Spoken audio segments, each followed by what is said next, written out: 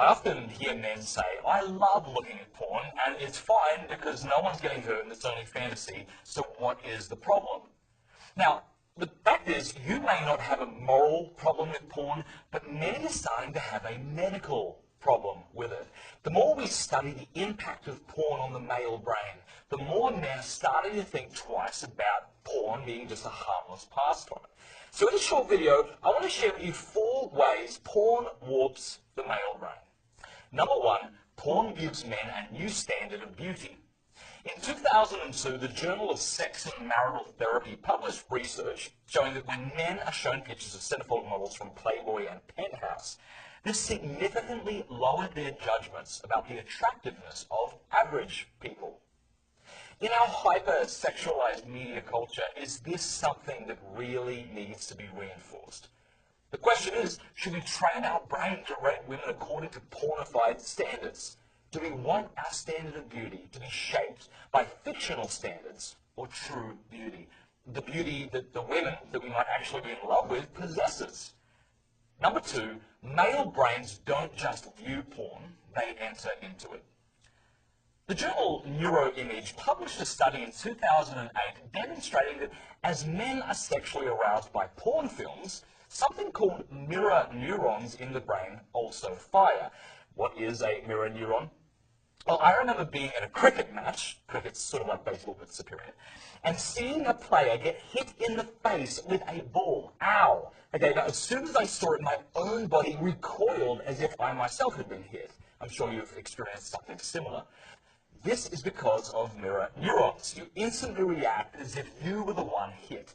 Now when it comes to porn, the brain naturally imagines the viewer in the pornographic scene. When a man is turned on by porn, his body is not merely responding to the naked woman. His brain is picturing himself as the main character, heightening the arousal. You see, porn isn't merely arousing to men because the women in it are attractive, but because it makes the men feel powerful and sexually attractive. This trains men not to get their sense of personal validation from real-life relationships, but from pixels on a screen. Number 3, the more porn men watch, the more their brains look like an addict's brain. In 2014, scientists at Cambridge discovered that the brains of habitual porn users show great similarity to the brains of alcoholics. When a self-confessed porn addict is hooked up to an MRI machine and then is shown pornographic images, a brain structure called the ventral striatum lights up in the same way it lights up for the alcoholic who sees a picture of a drink. Now, you might be thinking, so what? Well, researchers speculate that the continued use of porn over time, especially starting at younger ages, makes it such that we actually lose willpower. The more we watch porn, the more difficult it is for men to say no to watching porn because of the strong craving that they feel.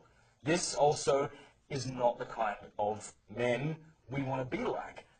We want to enjoy sexual pleasures, not be enslaved to them.